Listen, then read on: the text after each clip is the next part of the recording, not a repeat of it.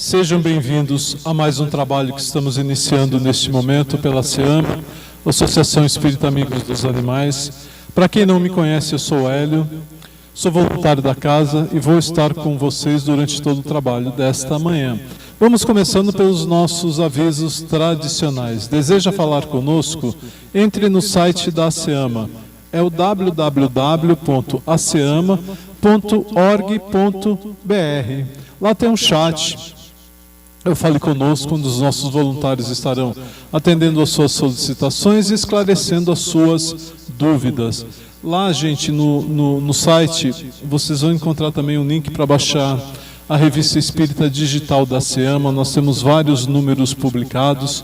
Você pode baixar ele em PDF, ou caso você tenha celular com Android, você pode baixar o app Revista ASEAMA e ler os números publicados diretamente no teu celular, tá bom? Lembrando também, gente, que nós temos mais de 100 podcasts Fala Animal publicados, são áudios em duas versões, né? O Fala Animal para adultos e o Fala Animal para crianças. O para crianças são áudios mais curtinhos, né? Com historinhas e personagens humanos e animais para prender a atenção da garotada, mas esclarecê-las ao mesmo tempo. E no site você vai encontrar também um link para a loja virtual da ASEAMA, que é o ASEAMA Gastronomia, onde você pode adquirir os salgados congelados e também o livro do Evangelho dos Animais, com a vantagem de entregar na casa de vocês. E dependendo do valor da compra, o frete é gratuito. Agradecendo a todos vocês que tem nos auxiliado esse período todo com nossa campanha permanente de ração para os gatinhos do santuário. A gente agradece imensamente o saco de ração que vocês nos doam.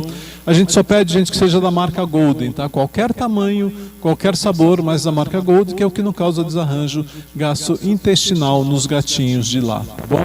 E um aviso que a gente tem que dar nessas fases, ultimamente não tem acontecido, tá, gente? Mas é assim que a gente iniciava a transmissão pela internet, postavam algumas mensagens de pessoas, algumas pessoas postavam mensagens falando que estavam passando por dificuldades extremas, solicitando auxílio, pedindo que vocês passassem Pix, fazendo transferência. A gente pede, não façam isso, porque infelizmente tem gente aplicando golpes.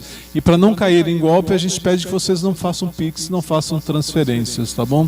E se alguém efetivamente estiver passando por alguma necessidade, entre em contato conosco, que veremos como é possível estar auxiliando, tá bom?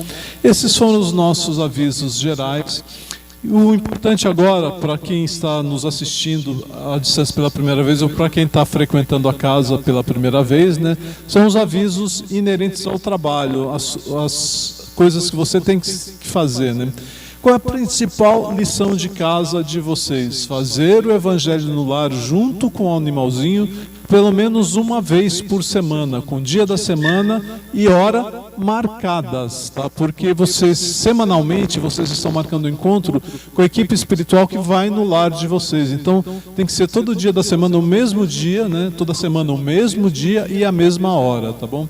Caso vocês já façam o Evangelho no lar para a família, escolham um outro dia ou pelo menos um outro horário, pois são equipes espirituais diferentes. Casos mais graves, vocês podem fazer o Evangelho diariamente ou de hora em hora. Esse diariamente ou de hora em hora não é necessário marcar hora. Daí o de hora em hora é uma estrutura mais simples, é uma leitura de um trecho do Evangelho e uma prece só para elevar a vibração e se conectar com a equipe que está auxiliando vocês no lar de vocês, tá bom? A gente sempre pede que nos trabalhos vocês tragam uma garrafa de água identificada, uma com o nome do tutor e outra com o nome do animalzinho. Mais de um animal, mais de um tutor, uma garrafinha para cada um, sempre com o nome. Por quê? Quando vocês vão na sala de passe ou quando a equipe espiritual vai na casa de vocês, para quem está nos assistindo à distância, eles vão fluidificar a água, entre aspas, né?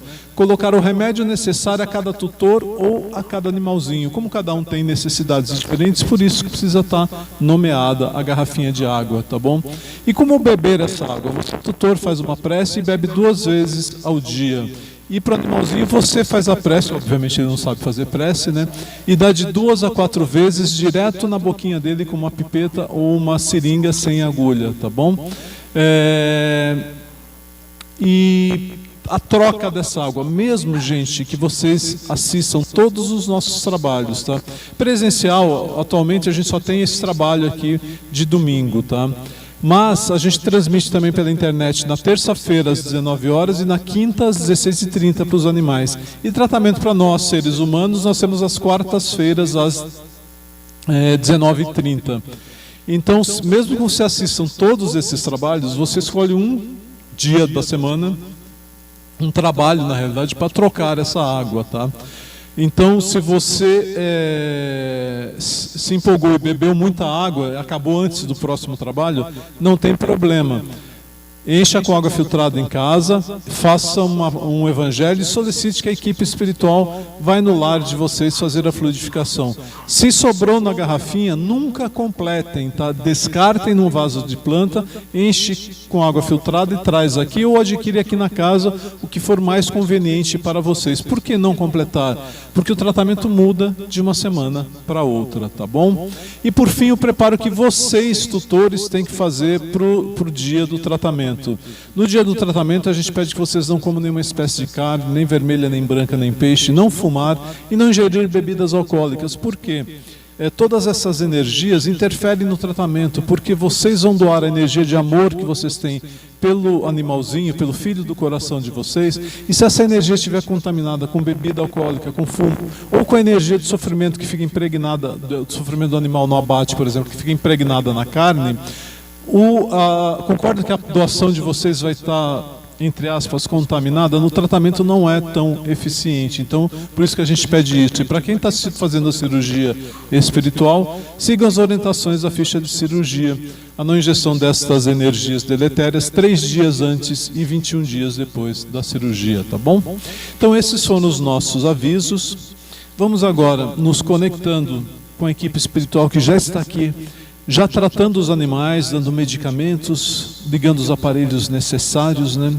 Fechando nossos olhos e solicitando o amparo do Mestre Jesus, para que possamos, Senhor, cumprir com o mais fidedignamente possível a programação reencarnatória que nós temos. Permita, Senhor, utilizarmos os teus evangelhos, os teus ensinos que o Senhor nos deixou, Mestre, e aplicá-los primordialmente em nós mesmos. Mestre, nos auxilia na caminhada, nas quedas que teremos, ampara-nos para que possamos recomeçar. Ao nosso turno, Senhor, que possamos auxiliá-lo na obra para o planeta de regeneração, conscientizando a humanidade que os animais são espíritos em evolução, com direito ao amparo, com direito à vida. Que assim seja, graças a Deus. Vamos então iniciando o nosso trabalho com a oração de Francisco de Assis em forma de canção. Senhor, fazei-me um instrumento de vossa paz. Onde houver ódio, que eu leve o amor. Onde houver ofensa, que eu leve o perdão. Onde houver discórdia, que eu leve a união. Onde houver dúvida, que eu leve a fé. Onde houver erro, que eu leve a verdade. Onde houver desespero, que eu leve a esperança. Onde houver tristeza, que eu leve a alegria. Onde houver trevas, que eu leve a luz. Ó Mestre, fazei que eu procure mais consolar que ser consolado, compreender que ser compreendido, amar que ser amado, pois é dando que se recebe. É perdoando que se é perdoado, e é morrendo que se vive para a vida eterna.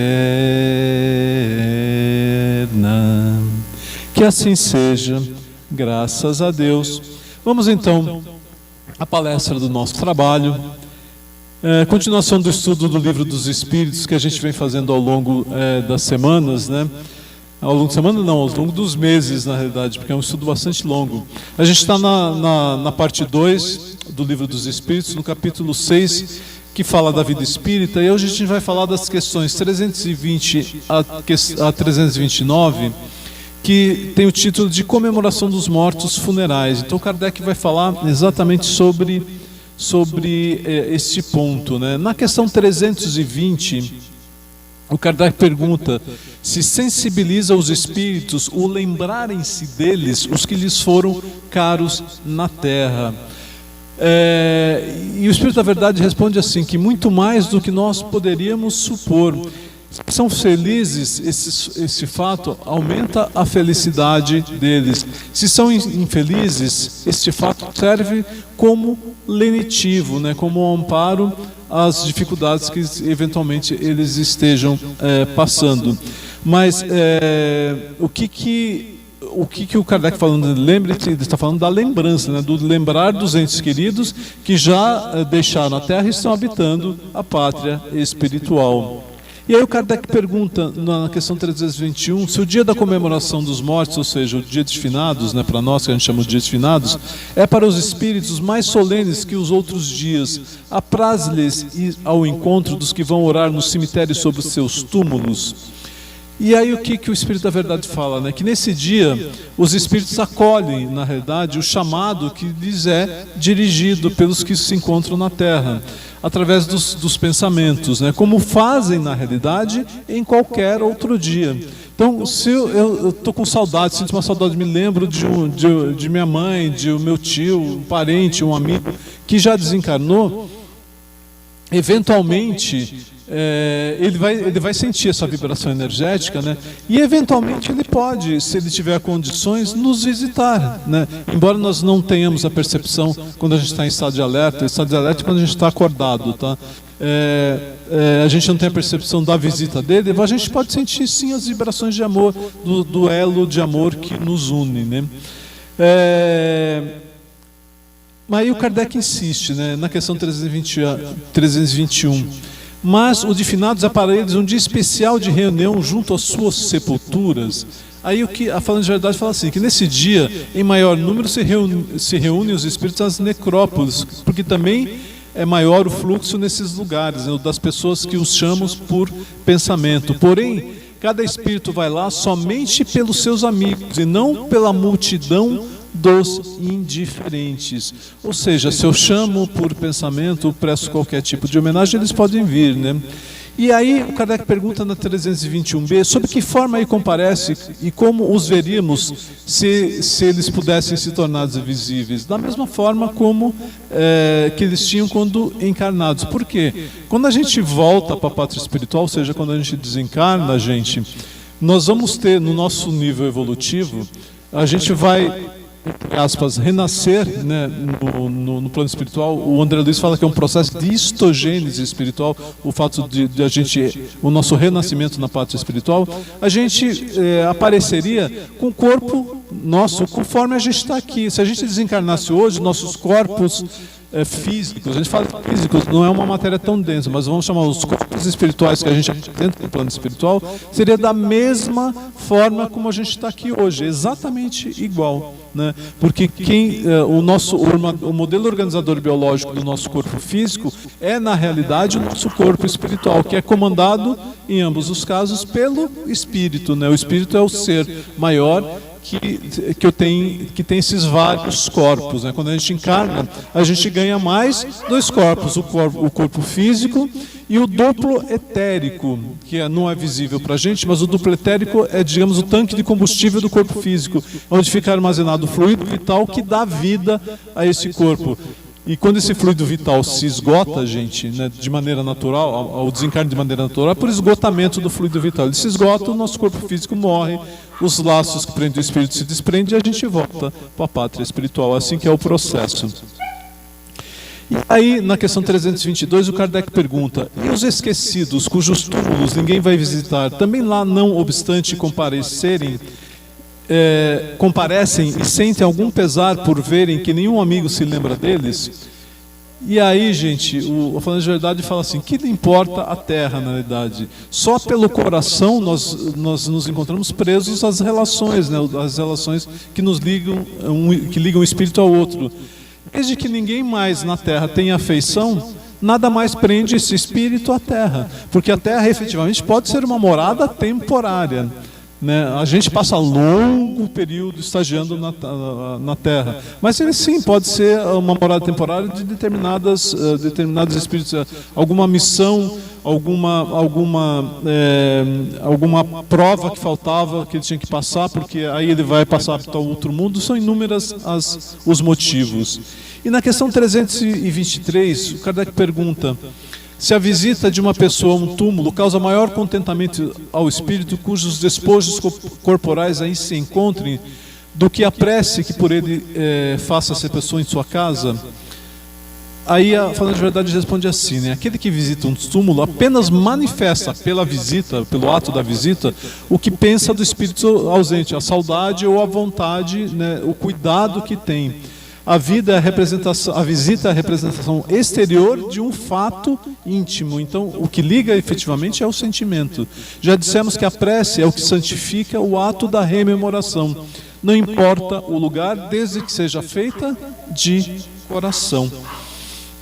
Na questão 324, o Kardec pergunta se os espíritos das pessoas que se erigem estátuas ou monumentos assistem à inauguração de umas e outros e experimentam algum prazer nisso. E aí o Kardec fala assim: muitos comparecem a tais solenidades quando podem, porém menos os sensibiliza a homenagem que lhes prestam do que a lembrança que deles guardam do homem. Na verdade, os grandes monumentos é muito mais para quem fica aqui do que para o espírito, principalmente se ele já se elevou. E na questão 325, o Kardec pergunta: qual a origem do desejo que certas pessoas imprimem de serem enterradas em um local ou em outro? Será que preferirão, depois de mortas, vir a tal lugar? E essa importância dada a uma coisa tão material constitui indício de inferioridade dos espíritos? Se a gente usar a lógica, a gente vai saber responder a causa da inferioridade. Sim, é um sinal de inferioridade moral, né? Porque a afeição de um espírito por determinados lugares demonstra uma certa inferioridade, ou seja, uma forte ligação ainda com a matéria, com a terra, né? Que importa este ou aquele canto da terra, um espírito elevado? Não sabe ele que sua alma se reunirá às do que lhe são caros, embora fiquem separados os seus respectivos ossos, né? Ou seja, o que sobrou depois da sepultura vai ser o osso, os ossos, né? O corpo vai se decompor. Na questão 325A, deve-se considerar futilidade a reunião dos despojos mortais de todos os membros de uma família? Ou seja, aqueles túmulos familiares, independente da questão de custo. Aqui ele está falando que todos desejam ser enterrados no mesmo lugar, né? Falando de verdade, fala assim, não, né? Porque na realidade é um costume piedoso e um testemunho de simpatia dos que assim procedem com os que foram entes queridos, né? Ele fala assim: entretanto, né, destituída de importância para os espíritos, essa reunião é útil aos homens, né? Mais concentradas se tornam as suas recordações. Ou seja, o que a Falando de Verdade está falando? É muito mais útil aos homens do que aos espíritos propriamente dito, né? Porque ali está reunido, está enterrado toda a sua família, aí você vai e se lembra de todo mundo, mas na realidade não é uma grande coisa para o espírito, porque a morada do espírito, na realidade, é o universo inteiro, né? Na questão 326, comovem a alma que volta à vida espiritual as honras que eles prestam aos mortais? E aí, Falando de Verdade, responde assim: quando já ascendeu a certo grau de perfeição, o espírito se acha livre dessas vaidades terrenas e compreende a futilidade dessas coisas.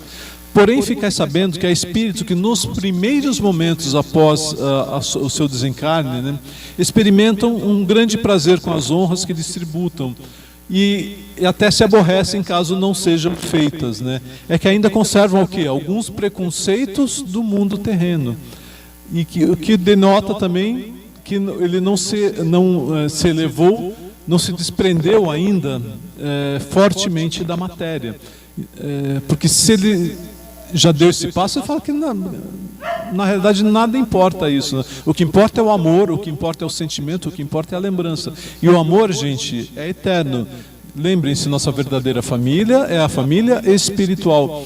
Nossa família consanguínea, a maioria é comum reencarnar na família consanguínea, espíritos que fazem juntos a trajetória evolutiva, né? Ou seja, grande parte da nossa família consanguínea é parte da nossa família espiritual. Eventualmente, alguém pode vir que não é parte da nossa família espiritual e pode nascer na família consanguínea com algum objetivo que varia bastante qual é o motivo, né? Na questão 327, o Kardec pergunta se o espírito assiste ao seu enterro. Ele fala frequentemente, mas algumas vezes ainda está perturbado e não tem clareza do que se passa. Gente, lembre-se que tem espírito que nem acorda no plano espiritual, né? Vocês lembram do Vale dos Adormecidos? A gente sempre fala isso nas palestras. Então, depende de quanto a gente já se desprendeu e tem consciência da existência de vida, da vida espiritual. Na questão 327A, o Kardec pergunta: visam a concorrência de muitas pessoas no seu enterramento. E, mais ou menos, né, de acordo com o sentimento que os anima. Ou seja, o que ele quer dizer, o sentimento, com o grau de evolução, né? Então, se a pessoa é pouco evoluída, vem milhares de pessoas no meu enterro. Mas na verdade não importa. Importa vir as pessoas com quem ele tem um certo laço de afeto, né? Então, e aí vai do grau evolutivo de cada um. Na questão 328, Kardec pergunta se o espírito que acaba de morrer assiste à reunião de seus herdeiros. Ele fala, quase sempre, né, para seu ensinamento e castigo dos culpados, Deus permite que assim aconteça. Principalmente quando envolve grande divisão de herança, brigas, aquelas coisas. Então, ele vai ver o resultado de suas ações ali. Por isso que Deus permite, para que ele aprenda determinadas lições nesses casos, né? Nessa ocasião, o Espírito julga o valor dos protestos que lhe faziam, todos os sentimentos que se patenteiam e a decepção que causa a rapacidade dos que entre si partilham os bens por ele deixado, o esclarece acerca de certos sentimentos, né? Chegará, porém, a vez do que lhes motivaram essa decepção. Da mesma forma, uma hora eles vão desencarnar e vão passar, se não aprenderam a lição, vão passar pela mesma coisa, né? A última questão desse texto, desse título, na verdade, pergunta assim: o instintivo respeito que, em todos os tempos e entre todos os povos, o homem consagra aos mortos é efeito da instituição que tem da vida futura, é a consequência natural dessa intuição. Não fosse isso, nenhuma razão teria de ser esse respeito e essa lembrança, né? Mesmo que a gente fale, eu não acredito na vida após a morte, ou não compreendo, ou não sei. Na realidade, se você pensa no parente, lhe dirige pensamentos, porque tem afeição. Então, alguns podem até não admitir racionalmente, mas inconscientemente tem uma certa esperança, né, da continuidade da vida após a morte. Então, resumindo, o dia de finados não é muito mais importante para nós encarnados do que para os desencarnados, resumindo, né? Porque a gente pode pensar a qualquer tempo, qualquer hora e em qualquer lugar nos entes que já se foram e estão habitando a verdadeira vida, que é a pátria espiritual. Tudo bem? Vamos então finalizando a nossa palestra de hoje, mais uma vez fechando os olhos físicos, elevando o pensamento ao Mestre Jesus, rogando o amparo do Mestre para toda a humanidade, para todos os animais do planeta, para os nossos lares, nossos familiares, nossos amados filhos do coração e para nós mesmos. Que assim seja, graças a Deus. A vocês que estão nos assistindo à distância, após o término da transmissão, permaneçam por mais 15 minutos em prece e em recolhimento, que é o tempo das equipes espirituais que vão fazer cirurgias e os tratamentos não cirúrgicos completarem esta ação no lar de vocês, tá bom? Um bom domingo e uma boa semana a todos.